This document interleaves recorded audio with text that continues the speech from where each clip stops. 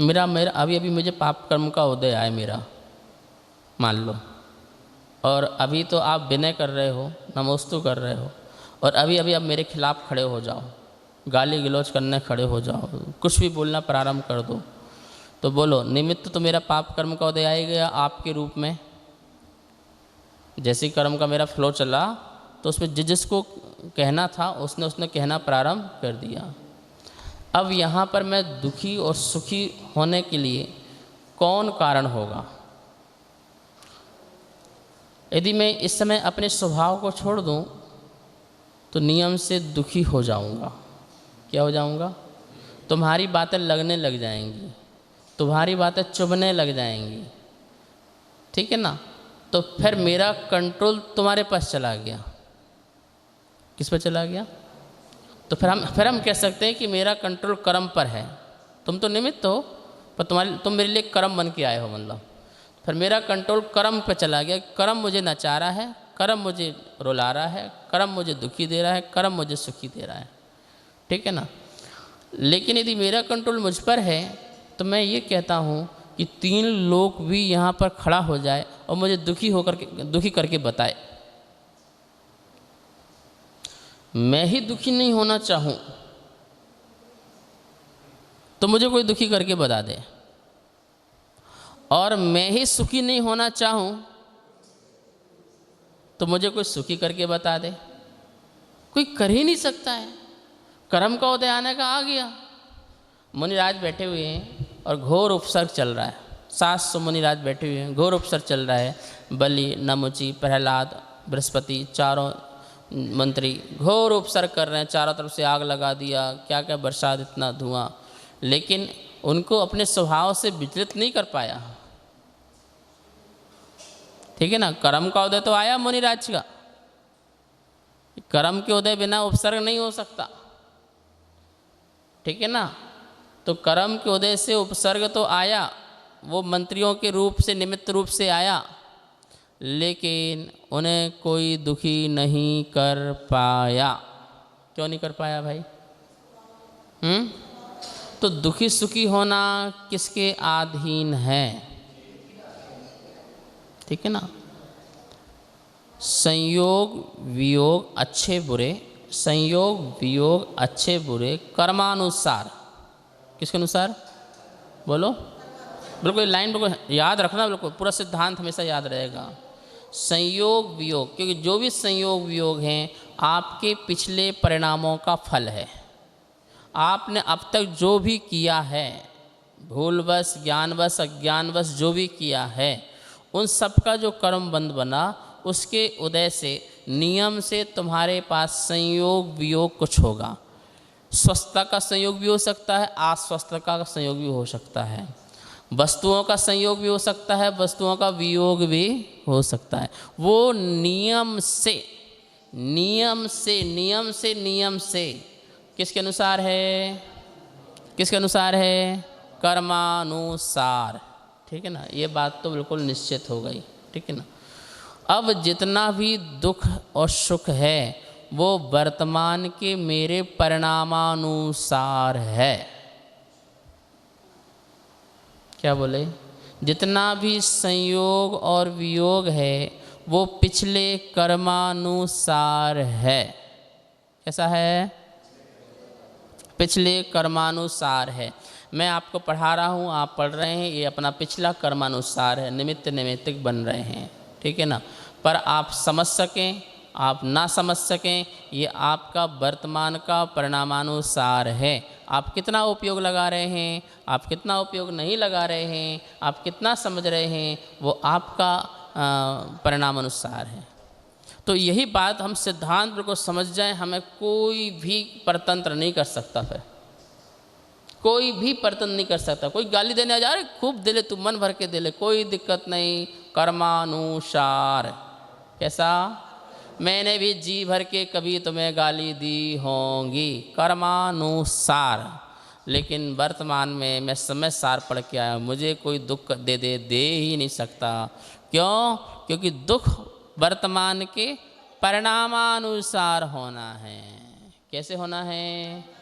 इसलिए ज्ञानी सदा सुखी है, कितने उपसर्ग आए, कितने परिचय आए, पूरे भर भर के कर्म उदय में आए, जी भर के कर्म उदय में आए। ज्ञानी मुस्कुरा रहा है, ज्ञानी आनंद में है, ज्ञानी कर्म की निर्जरा कर रहा है। जाने दो, जाने दो, रोको मत उनको, फ्लो में जाने दो। रोका तो उसके साथ दो चार आगे के लिए और जुड़ जाएंगे, दो चार फिर और आगे के लिए जुड़ जाएंगे। लो जाने दो, बिल्कुल मैं साक्षी भाव से देख रहा हूँ। ये गाली दे रहा, मेरा कर्म का उदय आया, मैं साक्षी भाव से देख रहा हूँ। हाँ, मेरी ये प्रशंसा कर रहा है, ये कर्म का उदय आया। मेरी कोई प्रशंसा कर रहा है, वाह गुरुजी क्या पढ़ाते हो आप, क्या लिखाते हो, बहुत बढ़िया बोलते, बहुत, ये मेरा कर्म का उदय से तुम्हारा यश कीर्ति गान करवा रहा है मेरा। मैं इसको भी देख रहा हूँ और इसको भी देख करके फ्लो में इसको भी जाने दे रहा हूँ। मैं तेरी प्रशंसा में भी नहीं अटक रहा हूँ, क्योंकि अटका तो फिर कर्म, फिर बंदा, फिर मुझे मिलना पड़ेगा तुझसे, फिर किसी से मिलना पड़ेगा। तो अटकना, दोनों को स्पीड से जाने दो। और मैं साक्षी भाव से, समता भाव से, क्यों? क्योंकि मैंने परिणाम लगाया, वहीं पर मैं सुखी दुखी। मैं तुम्हारी प्रशंसा में परिणाम लगाऊंगा तो मैं राग में सुखी होने लग जाऊंगा, और मैं तुम्हारी निंदा में परिणाम लगाने लग जाऊंगा तो मैं द्वेष परिणाम से क्या होने लगूंगा? दुखी होने लगूंगा। मतलब मेरे ही राग और मेरे ही द्वेष ये परिणाम संबंधी सुख दुख हैं, और मैं राग और द्वेष ना लगाऊं तो आनंद स्वरूप हूँ। कैसा हूँ? बिल्कुल आनंद स्वरूप हूँ। मुझे इस आनंद से कोई परे कर ही नहीं सकता, अलग कर ही नहीं सकता है। बिल्कुल, इसका नाम ध्यान है, इसका नाम ध्यान है। लोग ध्यान सेंटर में जाते हैं, वो ध्यान लगाते हैं, बोले यहाँ लगाओ, आज्ञा में लगाओ, ऊपर लगाओ, नीचे लगाओ। अरे कहीं लगाओ, तुम्हारी बेचैनी खत्म नहीं हो सकती है। तत्व के चिंतन ही का नाम ध्यान है। जब तक आपका कॉन्सेप्ट क्लियर नहीं हुआ तब तक आप कितना भी अनुलोम विलोम करो, कितनी रीढ़ की हड्डी को सीधा करके बैठ जाओ, कितना भी यहाँ दिमाग लगाते रहो, यहाँ कमल बना, यहाँ कमल बना, यहाँ आग लगी, यहाँ वहाँ लगी, यहाँ प्रकाश निकल रहा, वहाँ प्रकाश निकल रहा, और बाहर निकलने के बाद सब साफ है, वही लड़ाई, वही झगड़ा, वही सब कुछ भी चेंजिंग नहीं है। क्यों नहीं है? क्योंकि तत्व का निर्णय नहीं हुआ है। और जैसे ही एक दिन बार निर्णय हो जाए, बस कमाल हो जाए। यही बात सब कह रहे हैं यहाँ पर आचार्य भुवन कि भैया पुद्गल का परिणमन पुद्गल में है और जीव का परिणमन जीव में है। तो जीव के परिणमन को जीव में डालो और दुख पर के परिणमन को पर में डालो। हाँ हाँ, और परिणमन न करे तो भोगे ना। बिल्कुल, कितना भी कर्म उदय में आ जाए। बताया ना, मुनिराज के ऊपर जलती सिगड़ी रख दी, तो सिगड़ी के प्रति द्वेष करें, आग के प्रति द्वेष करें, या जिस व्यक्ति ने डाला उसके प्रति द्वेष करें, या अपने ही कर्म का उदय है ऐसा भाव लग करके समता भाव लाएं, चिंतन करें। मेरा कर्म का उदय, मैंने बंद बांधा, मैंने कभी अज्ञानता में या भूलवश या जानबूझ के दुख दिया होगा, वो परिणाम है, ऐसा चिंतन करें। अथवा चिंतन ही ना हो, सबसे बेस्ट अपने स्वभाव में स्थित, पता ही ना चले किसने सिगड़ी डाला, किसने जलाया, किसने क्या किया। दो प्रकार की समस्या यहाँ पे आ सकती है, ठीक है ना। तो ये तत्व चिंतन से सारी समस्या का समाधान निकलता है भाई साहब। किसी दूसरे से हमारा समस्या का समाधान नहीं निकलता है। हमारे दुख का समाधान यदि सोचो दूसरे से निकल जाए, ये बहुत भूलवश है। इसी में तो पराधीनता आ जाती है। और फिर ये भी चिंतन करो, समस्या किसके ऊपर नहीं आई और किसने अपनी समस्या का समाधान नहीं किया। चलो मैं तुम्हें पारसनाथ बना देता हूँ, तो बोलो पारसनाथ के ऊपर समस्या आई कि नहीं आई? तो क्या करोगे पारसनाथ बन के फिर तुम? चलो तुम्हें चंदन वाला बना देते हैं, जंगल जाने तैयार हो? चौराहे में तुम्हारी बोली लगाई जाएगी इसलिए तुम तैयार हो? सेठानी जेल में बंद करेगी इसलिए तुम तैयार हो? तुम्हारे बालों को उड़वा देगी, उड़द खाने में देगी, सूखे तैयार हो तुम चंदन वाला बनने? उसकी समस्याएं थी, उसने अपना समाधान स्वयं कर लिया। समस्याएं किसके पास नहीं है। अंजना बनने तैयार हो? 16 सती में एक सती बनने तैयार नहीं होगी। क्यों? सीता बनने तैयार हो?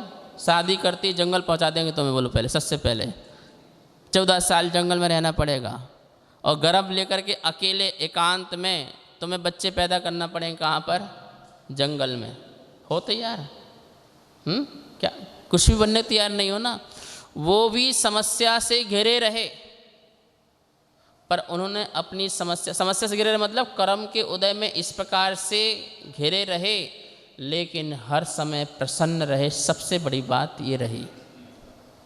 इसलिए उनके चारित्र लिखे गए, इसलिए उनको पुराणों में स्थान दिया गया, इसलिए उनको भगवान तीर्थंकर दिव्य ध्वनि में उनके नाम लेके गुणगान गा रहे हैं, उनके गीत गा रहे हैं।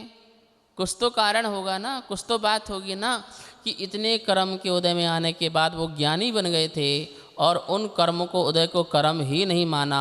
वर्तमान में हर हाल में प्रसन्न रहे, समता में रहे, चाहे जंगल में रहे चाहे महल में रहे, हर हाल में प्रसन्न रहे। इसलिए उनके गीत गाए जाते हैं। तो क्या बनना चाहते बताओ तुम? हमें कुछ नहीं बनना, हम जहाँ हैं हम वहीं पर हैं, बेटर हैं, बेस्ट हैं। बस तुम ये समझ लो कि हमें परिणामानुसार ही सुख दुखी होना है, तो हम परिणाम ही ऐसे वस्तु में, ऐसे कार्य में, संयोग वियोग जो आने जाने वाली चीज़ें हैं उनमें लगाना ही बंद कर देना है। उसको साक्षी भाव से देखो, ठीक है ना, उसको समता भाव से देखो, उसमें राग द्वेष के परिणामों को कम करो, परम आनंद की प्राप्ति हो जाएगी। ठीक है ना। मज़ा, सुख, आनंद, मन मज़ा लेता है, इंद्रियां सुख लेती हैं, आत्मा आनंद लेती है। अब बोलो तुम्हें क्या लेना है? आनंद। वर्तमान के परिणामों में आप थोड़ा सा संभाल के रखो, शीघ्रता से कोई क्रिया की प्रतिक्रिया मत करो, किसी एक्शन का रिएक्शन मत करो, चाहे अपने में हो, चाहे पर में हो, चाहे संसार में हो, चाहे जगत में हो, चाहे जीवन में हो, कोई भी एक्शन का रिएक्शन बिल्कुल भी मत लो। आनंद ही आनंद है। किसी क्रिया की प्रतिक्रिया मत करो, आनंद ही आनंद है। और जहाँ तुमने क्रिया की प्रतिक्रिया की है, एक्शन का रिएक्शन किया, तो तुरंत इंजेक्शन लगेगा। ठीक है ना।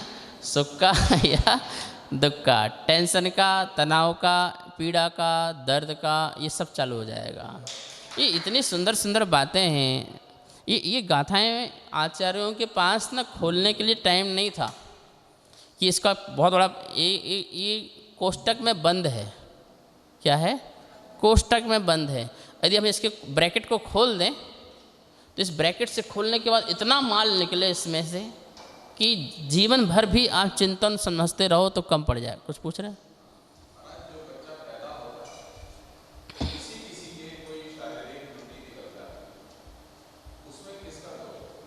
उसके स्वयं का मेन बात तो स्वयं का ही दोष, उसका स्वयं के ही कर्म का उदय से, पुराने प्राचीन जो कर्म हैं उसके उदय आए हुए हैं, ये बात है। और उसकी निमित्त से माता पिता को दुख मिलना है, वो माता पिता का कर्म है। सुनो, माता पिता का कर्म है। और उसकी निमित्त से डॉक्टर की कमाई होना है। सुनो, डॉक्टर की कमाई होनी है, ये वो भी निमित्त है। आप देखो तो कहाँ कहाँ से निमित्त संबंध बन रहे हैं। कितनों की दुकान भी तो खुलना है कि भैया हमारी कमाई कैसे होगी, दवाई कैसे बिकेगी, डॉक्टर कैसे चलेगा, तो कोई ना कोई बीमार होगा तभी तो उसका भी दुकान चलेगी, तो वो भी निमित्त है। तो उसके डॉक्टर का कर्म का पुण्य का उदय आ रहा है, तभी तुम बीमार पैदा हुए हो। और स्वयं जीव का पाप का उदय है, और माता पिता का भी पाप का उदय है, जो उसके निमित्त से कैसा हुआ।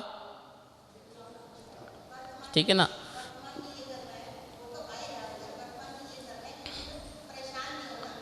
हाँ, वर्तमान में देखो बालक तो भी अज्ञान ही है।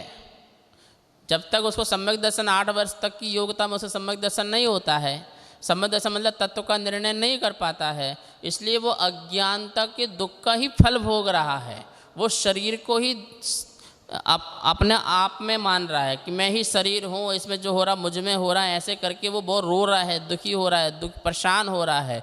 और 8 वर्ष के बाद हम थोड़ा थोड़ा ज्ञान देते हैं, तत्व ज्ञान होता है, उसको सम्यक दर्शन यदि हो जाए तो वहाँ से वो एक अंश में ज्ञानी बन जाए, और मुनिराज का बने तो फिर और अंश में बढ़ जाए, फिर ध्यान में मुनिराज चले जाएँ तो और अंश में बढ़ जाए, और फिर केवल ज्ञान हो जाए तो पूर्ण अंश में वीतरागी बन जाए।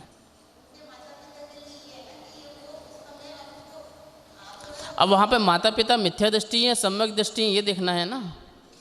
यदि मिथ्या दृष्टि है तो वो तो मर मर के मिट जाएंगे, पूरा का पूरा परेशान में ही अपना लगा लेंगे, ठीक है ना।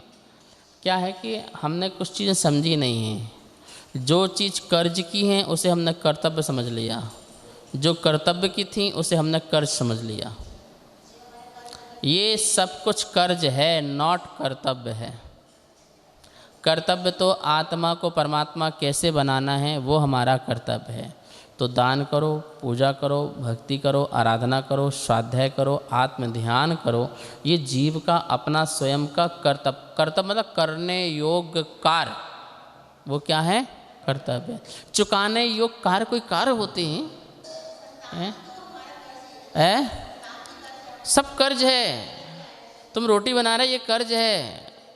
इसको कर्ज कोई मानता नहीं है, मोह के कारण उसे फर्ज मानता है, और उस फर्ज के लिए बोलता है, फर्ज में कई प्रकार के अपने अंदर मर्ज पैदा कर लेता है।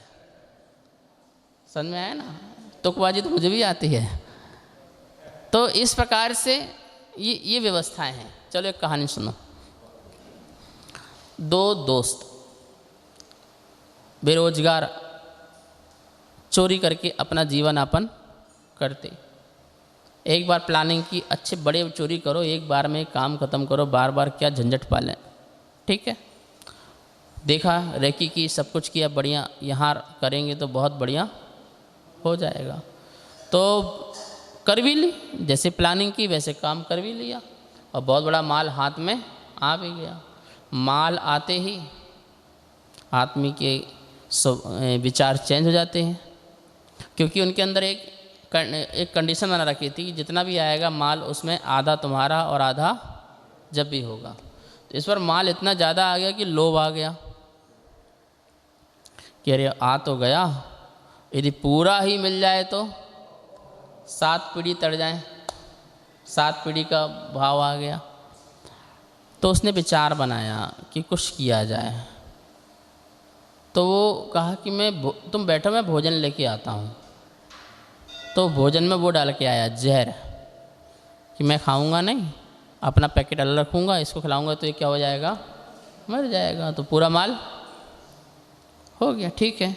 वो लेके आया और उसको दिया, तो उसने खाया, तो स्वाभाविक है जहर गया तो उसके प्राण निकल गए। जब प्राण निकल रहे थे तो अंत में उस जाते जाते उसने ऐसे परिणामों से मरा कि मैं तुम्हें छोड़ूंगा, बैर के परिणाम बना लिए, बैर रूप परिणाम हो गए। और मरकर के वह जो दोस्त है उसकी पत्नी का बेटा हुआ। क्या हुआ? मतलब मरा और जन्म कहाँ ले लिया? उसके बेटे के रूप में वो आ गया। तो जो बेटा था वो जन्म लेते ही बहुत बीमार, क्या था? बहुत ही बीमार। तो उसने अपने बेटे से लगाव, राग, तो उसके राग के वशीभूत होकर के उसने उसका कहाँ कहाँ इलाज नहीं कराया, देश विदेश सब जगह पूरा लगा दिया, ठीक है ना। खूब रोता, खूब चीखता और पूरा परेशान। और जब पूरा पैसा समाप्त हो गया, यहाँ तक कि लोगों से कर्जा लेकर के भी क्या किया, उसका इलाज कराया, पर वो ठीक। जब पूरा समाप्त हो गया, कर्ज भी ले गया, तो एक दिन मुस्कुराया जोरदार, और मुस्कुरा करके मरण को प्राप्त हो गया। उसके मन में शंका हो गई कि मैंने इसको इतना सब कुछ किया, पर अंत में एकदम से मुस्कुराया, खूब खिलखिलाया और चला गया। सामने से मुनिराज जा रहे थे, अवधि ज्ञानी।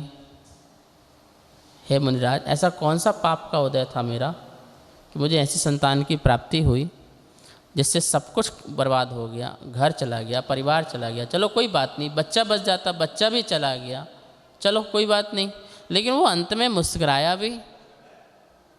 तो बोले भले प्राणी तुम भूल गए कि ये कौन था? ये तुम्हारा पिछले भव का मित्र था, जिसके साथ तुमने गद्दारी की थी, बेईमानी की थी, छल कपट किया था, उसको मरण किया, उसको मृत्यु दी तुमने। उसने मरते समय बदला लेने के परिणाम रखे थे, और देखो जितना उसके कोटे का था उसने पूरा कर दिया, और ब्याज सहित। उतना ही नहीं, अब बताओ वो व्यक्ति कर्तव्य निभा रहा था कि कर्ज चुका रहा था? डिसीजन कर लो भाई। हाँ, मैं तो कहानी सुनाई है, डिसीजन आपको करना है कि आप अपने परिवार में एक दूसरे का कर्ज चुका रहे हैं या फर्ज निभा रहे हैं। कर्तव्य तो आत्मा को परमात्मा कैसे बनना है, मुझे स्वयं परमात्मा कैसे होना है, मुझे अपने परिणामों में विशुद्ध परिणाम कैसे लाना है, ये मेरा दायित्व है, ये मेरा कर्तव्य है, जिसके लिए मैं स्वयं सेल्फ हूँ। लेकिन मैं पर के लिए कुछ कर रहा हूँ तो नियम से मेरा कोई कर्तव्य। अब व्यवहार भाषा में हम उसे कर्ज बोलेंगे तो अच्छा नहीं लगता है, लड़ाई झगड़ा हो जाए। ठीक है, ठीक है, मेरा कर्तव्य बच्चों को पालना कर्तव्य। ज्ञानी भी बोलेगा, ज्ञानी भी बोलेगा भाई मेरा बीवी पालना कर्तव्य है, मेरा बच्चे पालना कर्तव्य है, लेकिन वो कर्तव्य मान के कर्तव्य नहीं,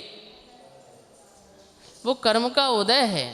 मैंने ऐसा ही पूर्व भाव में संयोग किया, मैंने राग के परिणाम किए, मैंने उसे ये मुझे मिले और देना है तो दीजिए जन्म जन्म का साथ, ये भजन भी गा दिए और ऐसे राग भी कर दिए।